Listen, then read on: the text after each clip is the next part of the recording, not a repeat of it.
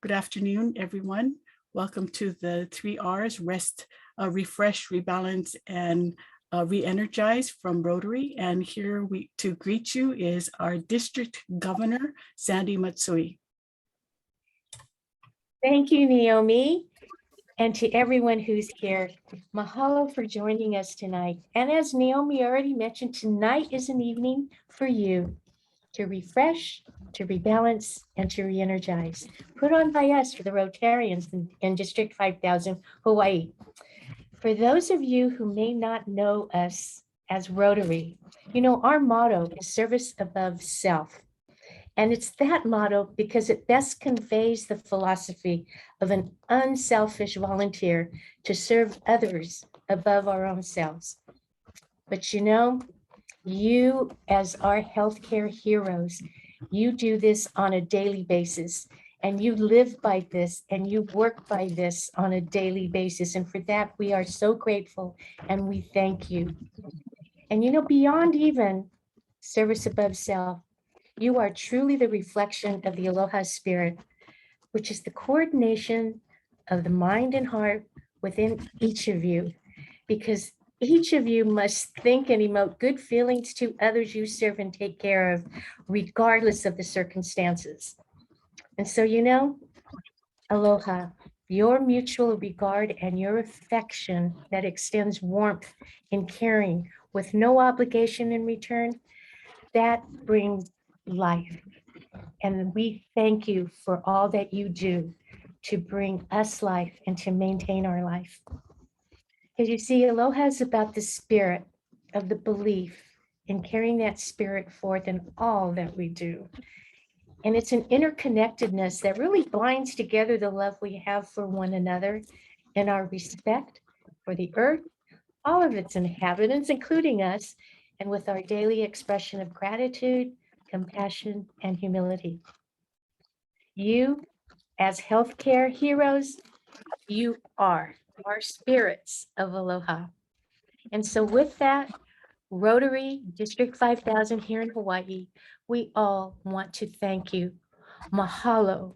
Mahalo for living a life of service above self, for serving us and saving us and taking care of us each and every day, for all of the personal sacrifices you've made, and we know that you will continue to make. So may this evening of the 3 R's bring you some relief, joy, and feel the sense of appreciation and aloha we have for you. Mahalo. And thank you for being here tonight. Thank you so much, Sandy. And let's share some pictures from projects that our Rotarians have done.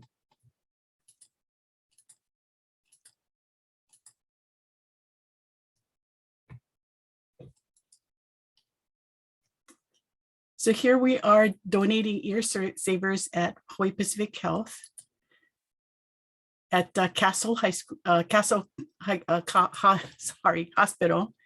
first responders in Hawaii Kai. These are all our Rotarians doing these projects. This is also in Hawaii Kai, giving ear savers and goodie bags. Queens, Mililani. This is one of Lynn Goya's club's projects. Palolo Chinese Home. And those masks were made by our vendor. It says Rotary on those masks. And then we gave a whole bunch to Queens, and this is their thank you message to Rotary. So here we really want to thank the healthcare workers for the sacrifices and for taking care of us. So we will go into a guided meditation by Lynn Goya, and following Lynn is Dr. Randy Wong, who is going to do a Tai Chi demonstration. So Lynn is a psychologist in Mililani who specializes in treating anxiety, depression, ADHD in children and adults. And she utilizes a range of practices, including neurofeedback and traditional talk therapy and animal assisted therapy. Randy is a board certified plastic surgeon at Straub, and he was voted the America's best doctor every year since 1998. Wow, he's known among plastic surgeons as an expert in reconstructive plastic surgery, integrating the energy healing with surgery to help patients recover faster. Okay, with that, I'm going to stop sharing, and Lynn has her screen to share.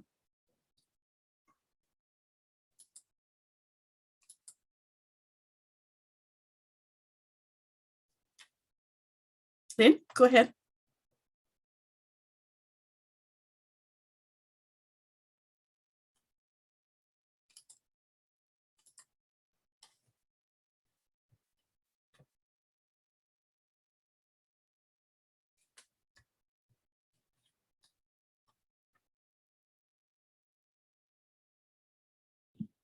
Lynn, I think you're muted. Thank you. We're going to take a trip to the beach today. And it's called a guided meditation because I'm going to talk you through imagining that you are at the beach, which will cause your body to relax. So we're going to do this for about 5 to 7 minutes. If you like, you may close your eyes.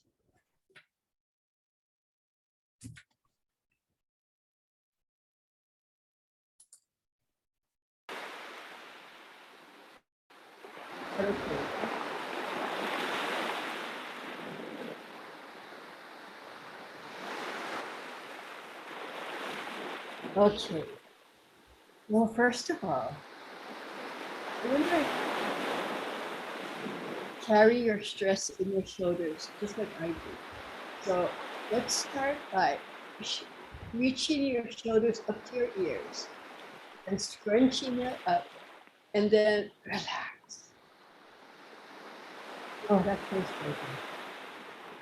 Okay. Okay, go ahead and close your eyes.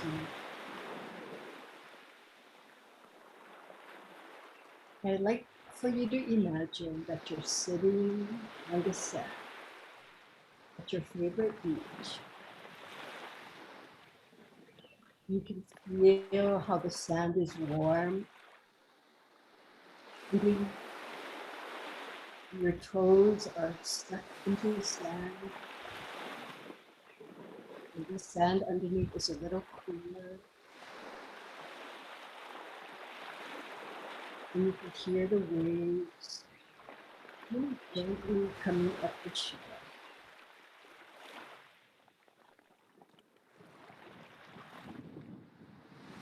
And when you look out toward the horizon, you might see a sailboat with beautiful red and yellow flying around.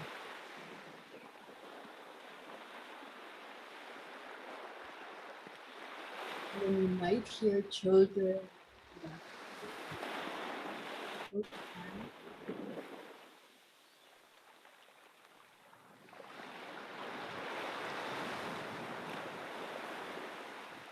Now I'd like you to take in the smell of the earth. You walk into a house and somebody was baking chocolate chip cookies. And you're thinking that food smells is such a wonderful thing.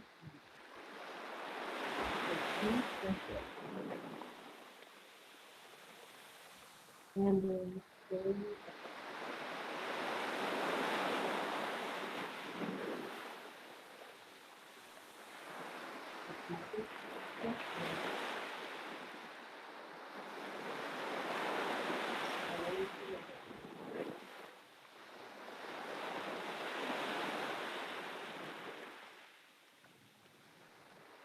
each breath, I'd like you to know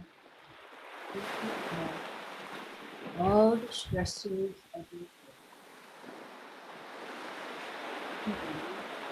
body and your mind. feeling better. There's nothing to worry about right now. Nothing to think about. Just thinking about.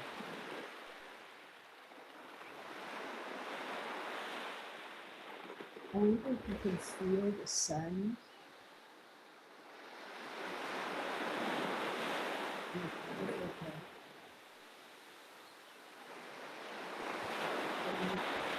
And just enough to feel it warm. And a gentle breeze. Blowing.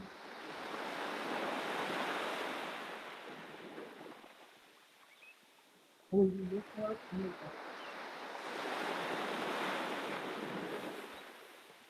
dark, the leaves, the water sparkles. You can see it all across the horizon and all across the water. It's such a beautiful day.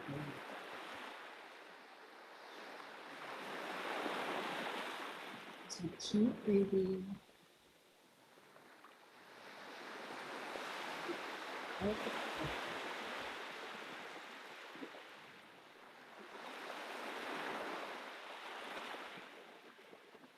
Out the breath. Out the breath. Shining on the top of the head. And its white light is cleansing.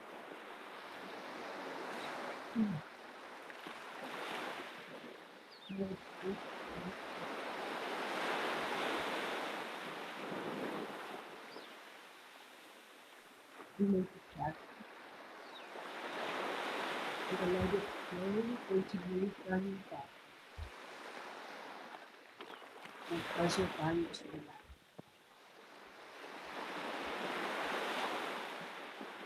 Your life is also blessing.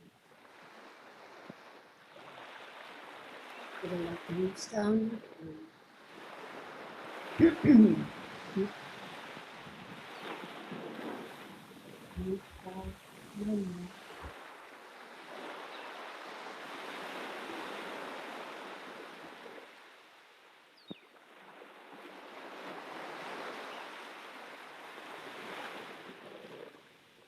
Down your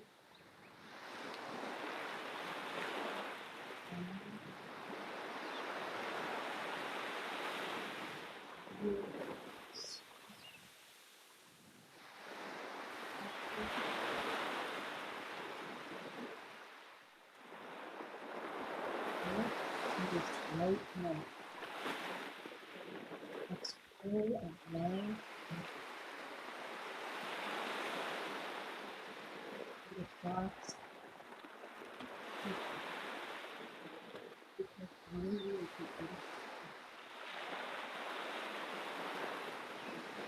Our thoughts are good.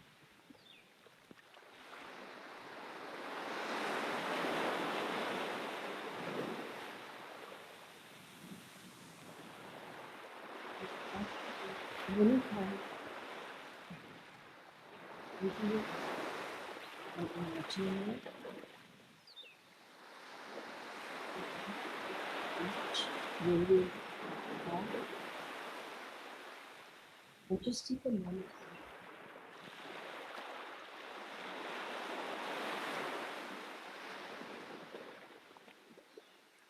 I'd like you to slowly come back to the floor.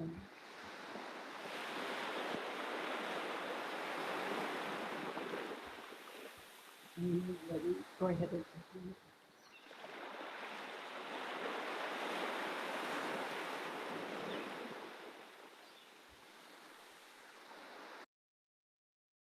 Thank you.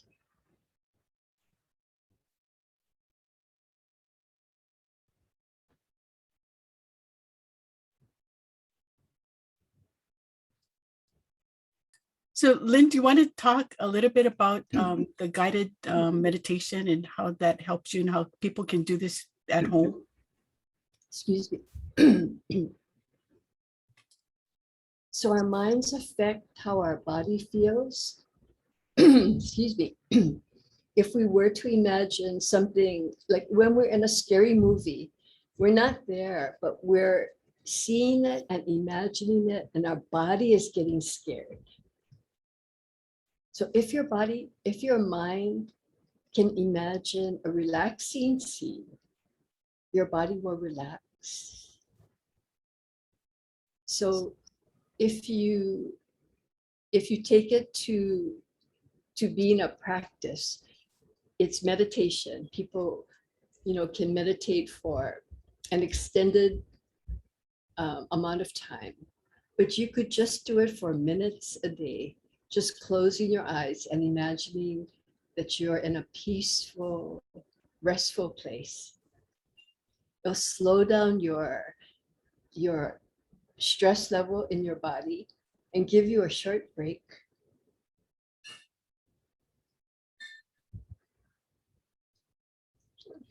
Thank you. Mhm. Okay, we have Dr. Randy Wong, and he's been doing Tai Chi for over 30 years, and he encourages us to use our mind, body, spirit connection. And here we have Dr. Wong to do some Tai Chi demonstration. Thank you. I have been thinking hard about the best part of Tai Chi and how to release stress, because, and I think part of the problem is we forget, and I think, was it Sandy had mentioned that word interconnectedness. That is one of the main tenets of Tai Chi, our connection with each other, our connection with our environment, our connection between earth and heaven. So I'm going to do a little demonstration, and you're welcome to do it with me. And I think you will feel a little bit of a sense of connectedness. And when you get that, basically whatever is stressing you will just flow out of your body. And so if you wish, you can just stand up, and there's a posture we call the Wu Chi position, where your feet are together, connected with the center of earth. Your spine is elongated, your head is suspended as if something was pulling the crown of your head up to the sky. So your body becomes part of the circuit that connects earth to heaven.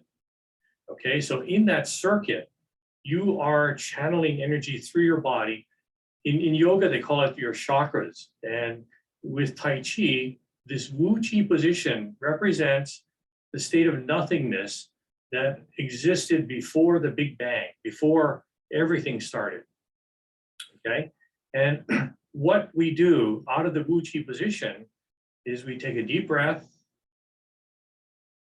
release tension as we exhale. Then you take your left foot and separate about shoulder width, touching down toe and then ball and then heel. And then rebalance and center yourself, reconnect with earth and heaven. Then your hands float up from the hips. Your shoulders are relaxed, the elbows are nice and round. When they get up to shoulder level, the palms press down and you sink, lowering your center of gravity, reinforcing that connection with earth. Okay, and then let's raise one hand up, embrace the moon, and compress in front of the lower abdomen. As you squeeze, sink further, and then slowly stand up, expanding between the hands, turning, and then compressing again. So as you stepped out, you split the Wu Chi posture into yin and yang, and your hands rotating in this way also mimic the movement of yin to yang and from yang to yin. So one of the things that I realized when doing Tai Chi is this difference between compression and expansion. So if you realize most people, when they're compressing, they're exhaling, because you think of squeezing the air out of your belly. And then inhale as you expand, which is actually the classic Buddhist breathing technique. And you can do this when you're meditating and so forth. But there is the reverse breathing, which is recognized as a Taoist technique. And Tai Chi represents a Taoist philosophy in this expansion and contraction. So if you consciously control your breathing, where you're compressing and inhaling as you compress, you force your energy into the lower abdomen as your battery source. And then if you exhale on expansion, you're releasing and cycling that energy. Okay, so inhale as you compress into yin, exhale, expanding, standing, and turning. Okay, after you do this for a little bit, what will happen is your energy becomes hot and rises into a higher level of resonance from the lower abdomen. So you realize in the compression cycle, this is how you hold a big jar when you're trying to open the lid. Okay, this is your power zone. And then as you expand and turn, you cycle. So what this does is it forces your breathing to follow a reverse pattern between compression and expansion. And this, after a period of time, once you start getting the rhythm going, your body just continues to move in this way, and your breath has a reverse pattern.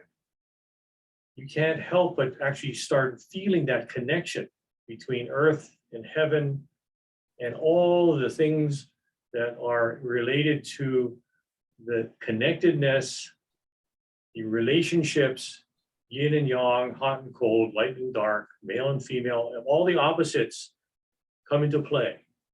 Okay, so this is a simple exercise that you can do very simply when you're stressed, remembering that we are connected and cherishing and embracing that connection. What happens is your relationship with the environment, with others, it starts harmonizing. The stress that you feel starts leaving you. And this is, I think, my simple contribution to my understanding of how Tai Chi works. So let me just kind of add a little bit to that. So connectedness is one of the main tenets. Slowing down causes a mindful appreciation of all your body parts, or your body mechanics. Lowering your center of gravity, again, reinforcing that connection between your center and earth center. Okay, so following your breath, because that's a natural cadence between inhale, exhale, yin and yang, the opposites coming in and out. Okay, and then basically releasing tension. Tension arises in the holding of separateness, that I am separate from this other person, and this other person is now arguing with me, and this separateness is the problem. When I realized, no, we are connected. This person is part of the energy system of the entire Earth, this whole planet. And as I am also part of this energy system, then there's no argument, there's no stress. We can at least have a conversation that will benefit the both of us. So that's my contribution to helping clear this tension and stress that we might hold. Just don't hold on to it. Let it go.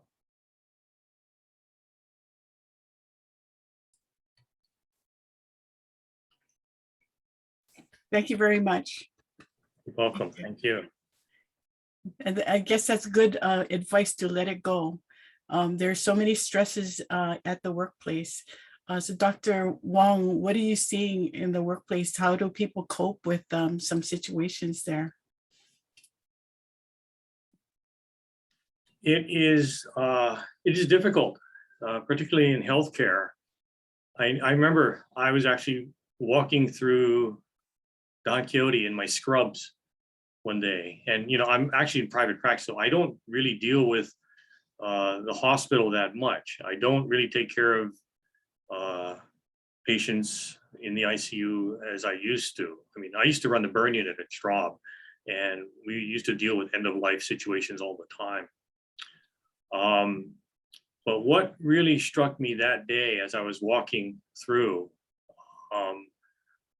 this guy came up to me and he said, "Thank you for everything that you do." I mean, just out of blue, I thought, wow, that really kind of hit me. And then I read something today, actually, that now because people are tired of the pandemic, they're just tired of the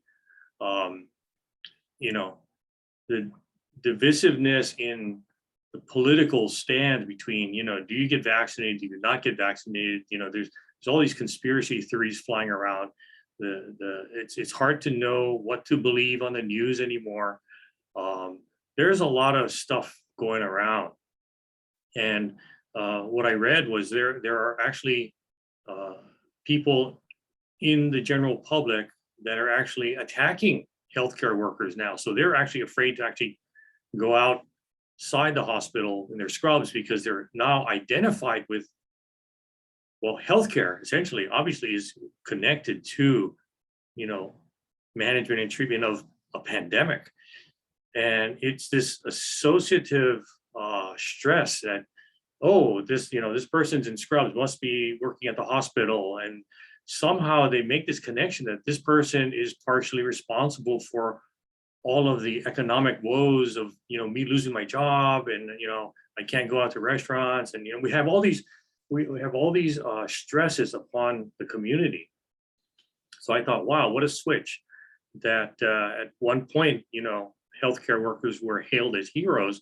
And now, because people are just tired of this pandemic, they are associating healthcare workers with part of the problem, where actually they forget that we're trying to be part of the solution. So there's a lot of junk going around, but it is important to maintain a sense of, you got to step back and say, okay, what's really going on here? The person with the problem is not the person who is trying to help others in the hospital. It's the problem is with the person who has this misconception that there is a causative association between healthcare and the pandemic. So it just seems very, very strange. And I can see where having this perception of separation, that there's not this connection, there's actually a disconnect that actually creates these perceptions. And so if we can just work together and focus on harmony rather than attacking each other and throwing, blame and guilt at each other, I think that may be a solution. But getting the word out and getting people to understand this is not that easy. So, when I was invited to participate on this webinar, I thought, the Rotary's really moving in that direction, helping the perception and the perspective of a harmonious connection. That really is, I think, important. So I thank all of you for being part of that.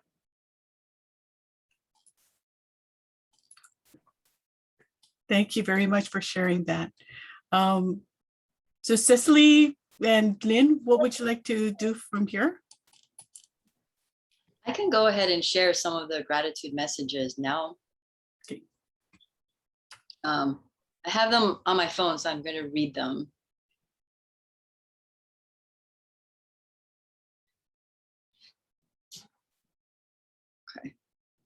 So I was only going to spend a couple minutes on this, but I'm going to spend a little more than a couple minutes. I have here a few messages of gratitude, and we know it's important to give gratitude. It's also, I think, important to receive gratitude. And I echo what Dr. Wong said. When I hear someone, especially these days, a patient or a family member say thank you, it's very, very big for me and for us. So here are some messages from doctors, nurses, strangers, patients, family. I'm going to leave the names out. First one, this is from a nurse. Working in medicine right now is terrible. Everything is hard. We are all trying to do the right things for the patients in a profoundly overburdened healthcare system that's busting at the seams.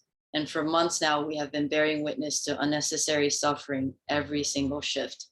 We are collectively exhausted, truly and deeply, and wondering how long this will go on. We are realizing that the answer is several years. There's a lot of grief in remembering the job you love as it used to be, and bracing yourself for what it will be like for the indefinite future.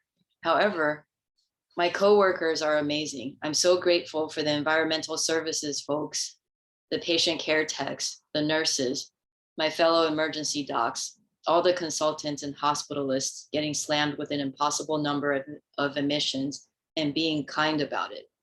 We are banded together on the same team and doing the best we can. Follow this with an anonymous non-healthcare worker. I commend all healthcare workers in this very uncomfortable, unpredictable time. You guys are seen, I promise. I know it doesn't feel such way, but we see you, we are rooting for you, and we thank you for your ungodly hours and your continued fight. This is from a random person to a PCP who's a friend of mine. Dear Dr. Blank, my wife and I are fully vaccinated because of you consistently sharing information concerning the virus. People are looking for someone like you to lead us through this pandemic, as well as to a more healthier life. Keep the information coming. You are helping people you might never meet, and I am one of them. So this short message made my friends weak, which is why I have it here. Here's another one from a stranger to a doctor, actually to all healthcare workers. Good morning. I don't know you. I just want to pass on a thank you. I am recovering from COVID at home, isolated from my family now for 2 full weeks. I will likely have to receive respiratory therapy in order to ever get back to fully normal. And I still might have my lungs x-rayed just to make sure everything is okay. But in the first 2 days, as the hospital trip was debated between my husband and I over my care, I knew one thing: getting the vaccine in the spring has saved my life and kept me out of a very crucial and limited space in the hospital here. So it's little, I am just one, but my gratitude is gigantic. Every time I hear my kids say, I love you through the closed door, I know that you, the other medical professionals, scientists from all over the world, all of you have been part of the reason I get to answer back through a closed door. I love you too, and I will see you soon. Thank you from the bottom of my heart. Sincerely, a vaccinated recovering COVID patient. This one from a patient's family. And these are all people who are not in Hawaii, because I don't want to get close to confidentiality and stuff like that. And it's paraphrased. Message from a family member. Dear hospital, ICU, and palliative care, thank you so very much. I don't have the words. Thank you for informing me. Thank you for informing me, giving me updates, allowing me to ask questions and advocate for my family. Thank you. My aunt died with dignity under frustrating circumstances. COVID-19 complications in an unvaccinated, medically naive woman who never believed in going to a doctor, even though she was proud that I am one. For our genetics, she was supposed to be a centenarian. She had no medical history, but was religious about not being vaccinated. The family was paralyzed and conflicted. As the only doctor in the family, her children asked me to come back home and advocate for her and the family. You treated me with respect and answer all of my questions and help me problem solve. You gave me updates and time that I know you don't have. Each nurse, traveling or not, treated her with dignity and compassion and kept me updated. She died with dignity this morning. Despite the pandemic and our large family, and despite the severity of her illness, you helped us creatively bring the family together to make our presence known to her, even though we couldn't be in her room. We were able to bring her comfort and she didn't die alone. Thank you. So this is a message to all healthcare workers too. All of these were sent to me by people who, like, they were having a bad day or a bad week and they got these messages and it really turned things around for them.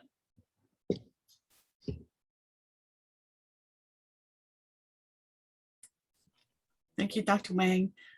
Dr. Wang specializes in general surgery, critical care medicine, and surgical critical care. So Dr. Wang, what are you seeing from the healthcare point of view on the stresses that are coming up? I'm seeing my colleagues getting exhausted, and I think it's more mentally and emotionally than physically. And it is like at the beginning of the pandemic, we were being cheered. I don't like being cheered. I don't like being made a hero, but I also don't like being made a villain. So now it is a lot of healthcare workers are being blamed for the pandemic, and without logical reason, but it's understandable to me. Everyone is tired, not just healthcare workers. People are losing their jobs and they need somebody to blame. And for some reason, it's easy to blame medical people for this pandemic. So I'm seeing that, and I'm seeing nurses trying to help patients and families who are just angry with them. Like, why isn't he getting better? Why can't I come in? And so this is what's wearing on the healthcare workers, just these constant stressors, plus the regular stressors that they may or may not have had before, and with no clear end in sight. Some of the ways that people have been coping is, one is just with each other. The people who we know understand what's happening is each other. So just taking time to be checking up on each other, just a simple, when we pass each other in the hallways, you doing okay? Do you need a hand? And it's usually, no, I'm fine, but just hearing that is helpful. And I do encourage people to reach out to their family members, even if they're not healthcare workers, just to talk things out. But the reason we started this Zoom is to let the healthcare workers that know that you are seen, you are appreciated, and that there are resources out there.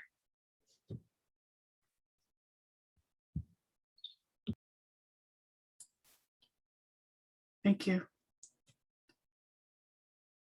Puki'i, what are you, would you like to say a few words about what you're seeing with your healthcare workers that you're working with, the stresses that they are facing? Sure. Hi, everybody. I'm Puki'i. Sorry, I joined in a conversation late.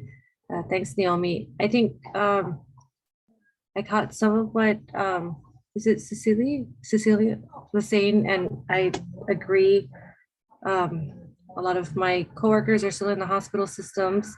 Now I'm not so much in the hospital systems. I'm at the health centers and the SNF LTC community. And I apologize, I don't know what was shared, but what I can share is that a lot of the resources go to the hospital systems, which it needs to go first.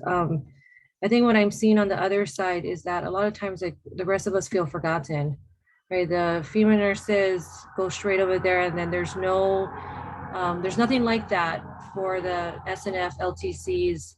And so we're having a huge shortage right now on staff. And just like the ones, the hospital workers, the staff is tired, they're struggling. When a COVID infection starts running through the facilities, staff call out too, or staff are burning out.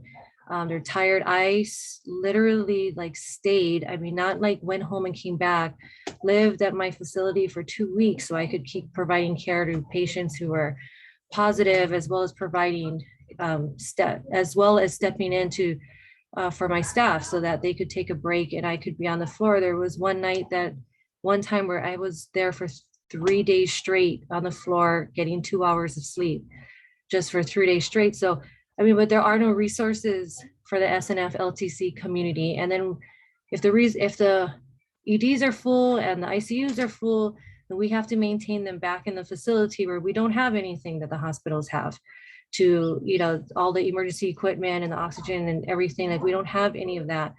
And then at the health centers, it's the same, the entire community is coming. They need resources, they need help, and all the providers and staff are all, banding together to provide the resources to get the shots out, the testing out, and it's just, so on both sides, there's just, there are challenges on all sides. There's good days too, right? Like KKV provided meals a lot to the entire community.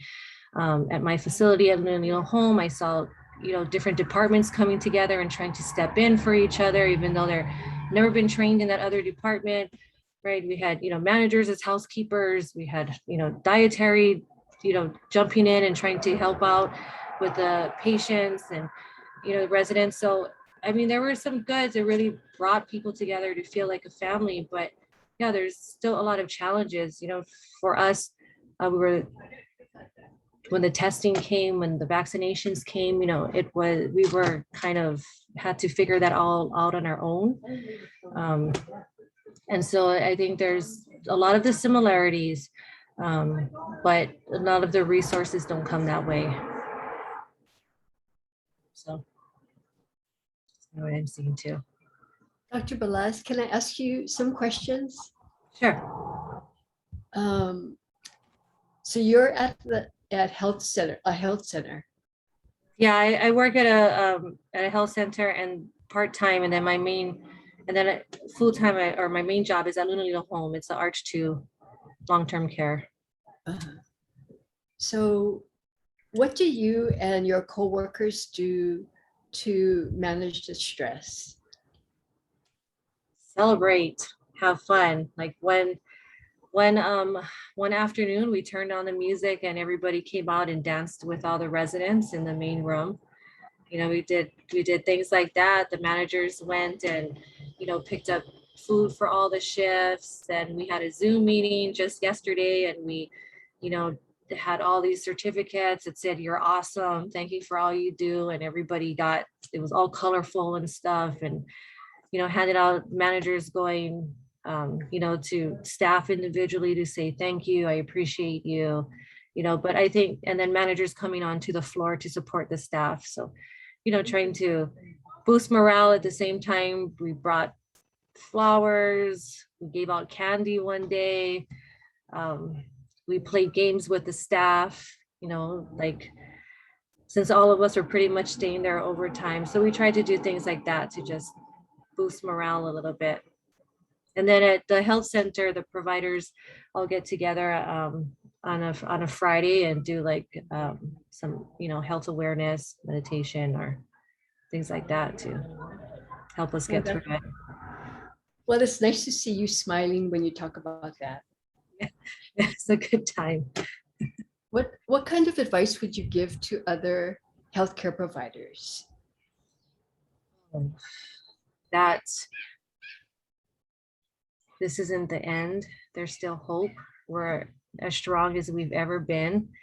I mean, for us healthcare providers, right, we know we have the knowledge, we have the tools, and if we stick together, because we can't be alone, if we work together, stick together, partner, and come together, we'll make it through it.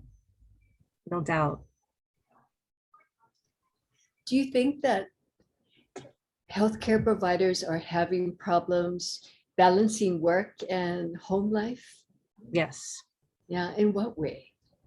Because the demands of the job, you have to be there to support, the residents or the patients.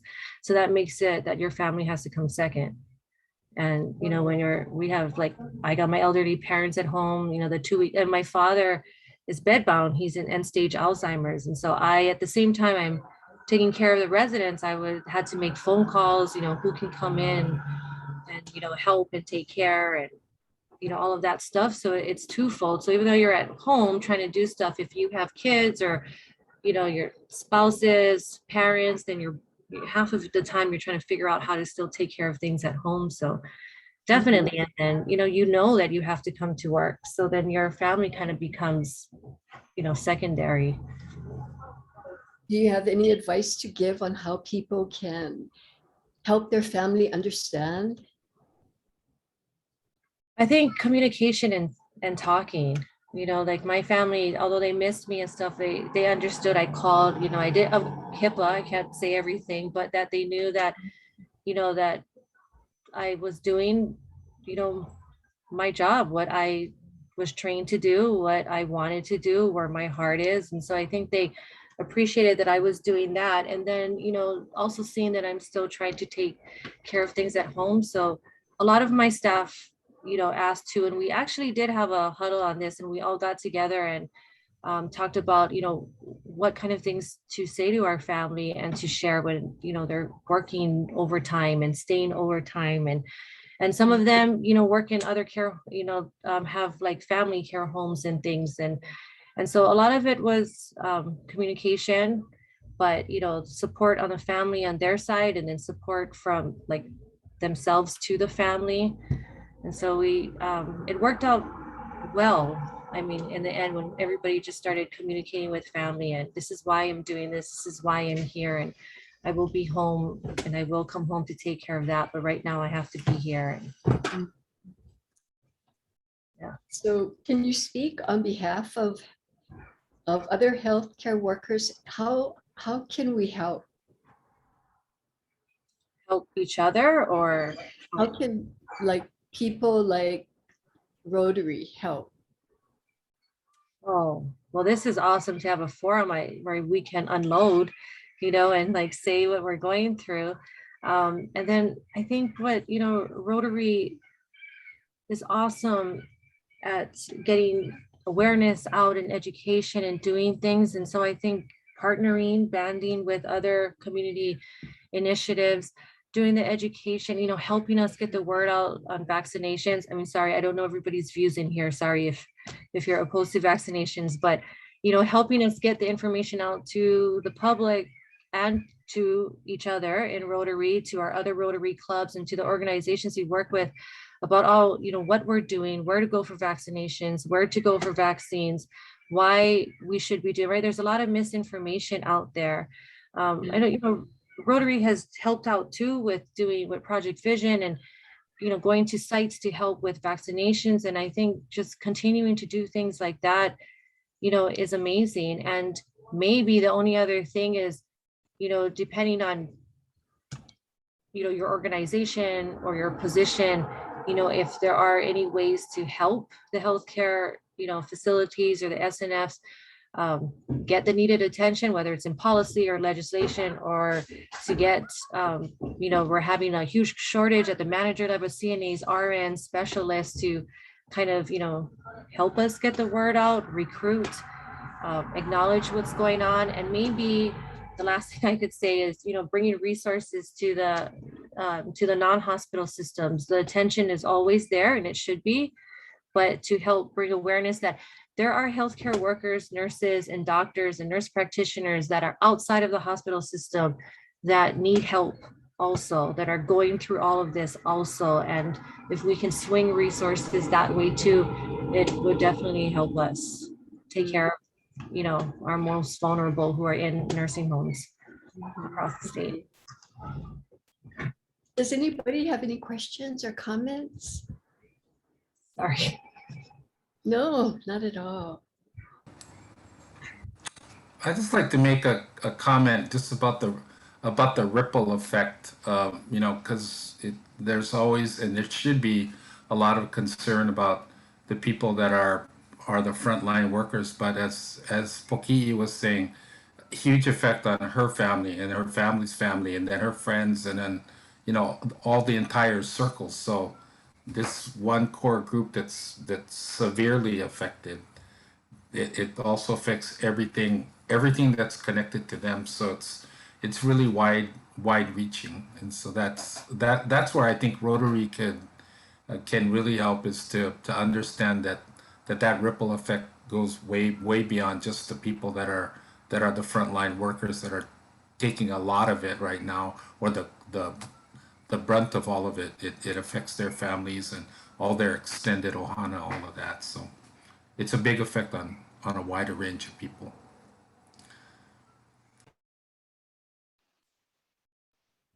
I would just like to say something as well. I want to share with you that my husband is a physician with the Department of Health, and I know from his experience how demoralizing it can be to feel as though you are getting blamed for people's lack of livelihood. And I feel as though this is one of those cases where the very vocal minority kind of overcomes the silent majority who does stand in support of healthcare workers. And that can be, I think, hard to see when you're getting blasted by that very vocal minority. But looking at, you know, our numbers here as far as, you know, vaccinations go, I think that Dr. Josh Green said it was something like 90% of available adults are vaccinated, which to me is so heartening, because it feels as though we as a community are doing what we can. And that, I think, can be overshadowed when you have a bunch of loud people saying things that are not helpful or accurate. And so just as an outsider looking in, I want to let you know, as maybe the silent majority, how much we cherish and appreciate what you are doing.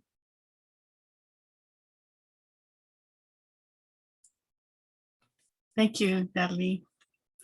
Okay, we're getting to the bottom of the hour, and if others would like to chime in, Kelly or Carol, Gail.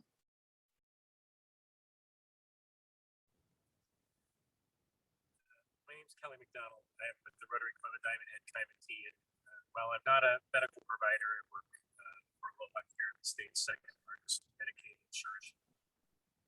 And I have nothing but the strongest admiration. I hear the struggles every day that our members are experiencing during this pandemic, and I know how that stress comes to health plan staff. We're not in face-to-face encounters with this.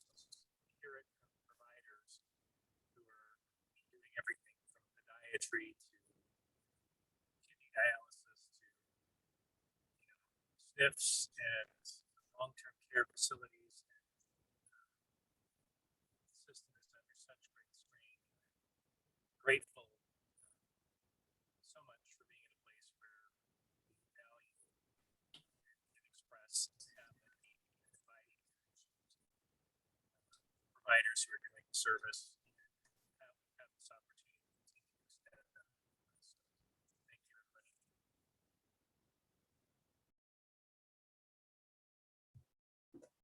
Thank you, Kelly.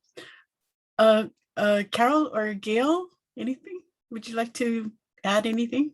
Um, just good evening, everyone. And I thank you all just for having this forum. And I know I'd been on the one or two before that. And this one was very important, especially for me right now.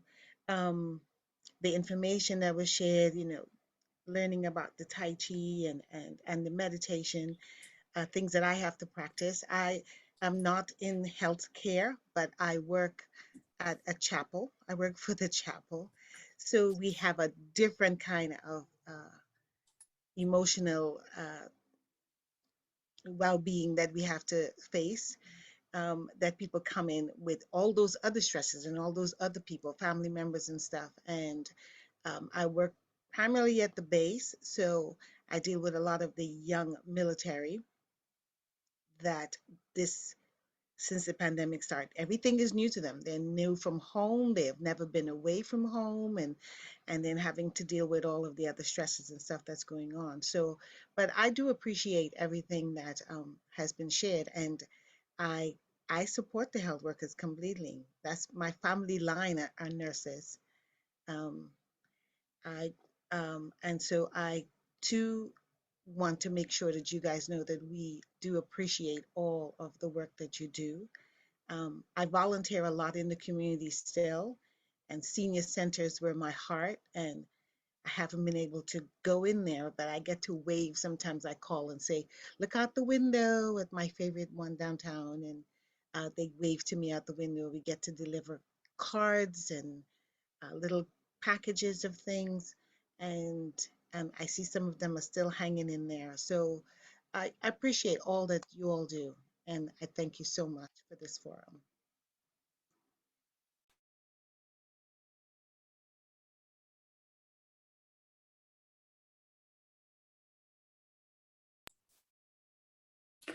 Okay, so Lynn, you have some resources and you want to close us up? Okay, so I'm going to share my screen.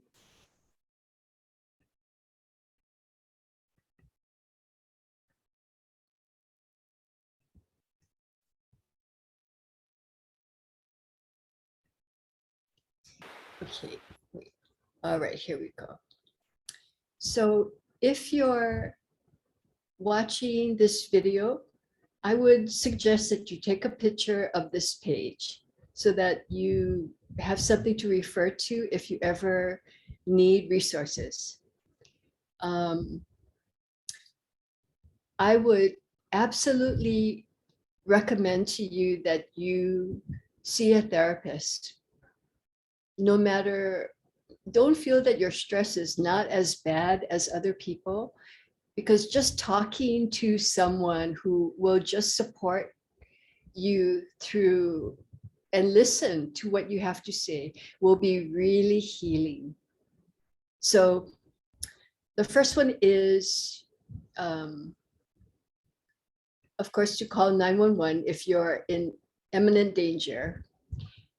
If you go to the Hawaii Psychological Association website, there is a Find a Psychologist link where you can search by area or specialty or gender. You can also look on Psychology Today for a psychologist. The benefit of this site is that there are pictures, and you might connect with someone by seeing their picture. This is the Suicide Crisis Hotline number. Nami is an organization for mental illness in Hawaii, and it has a lot of resources like support groups that you can go to talk with other people who are going through the same thing that you are. This state suicide prevention website has a lot of resources about suicide and mental illness, a lot of resources. And also this site, Hawaii Cares. So you see it's the same number as the Suicide Crisis Hotline, but they have a lot of resources. So it's not just someone who who's thinking about suicide. It's also, I feel like I'm going crazy and I don't know what to do. Who can I call? What can I do? That's somebody that you can call and find resources from. Okay, thank you. Thank you, Lynn, and everyone who came to the Zoom. And I think this is really good information for us to pass on to other people to help. And the next Zoom that we have is on October 15th. And we'll be talking a little bit more about balancing life and the Lokahi wheel and suicide prevention. So thank you everybody for being here. We were going to have some entertainment by Benton. So if anybody wants to stay and hear some next time I'll start it out with music, and then we can all be in the good mood. So open up with happy hour. So okay, but thanks. Yeah, no worries. thank you everybody. Okay, Thank you. Okay, bye. thank you, everybody. Thank you, ma'am. Thank you, Carol. Thank you, Dr. Wong. Thank you. Thank you, Cecily. Yeah, thank you. I thought that went well, actually. We just need people to show up.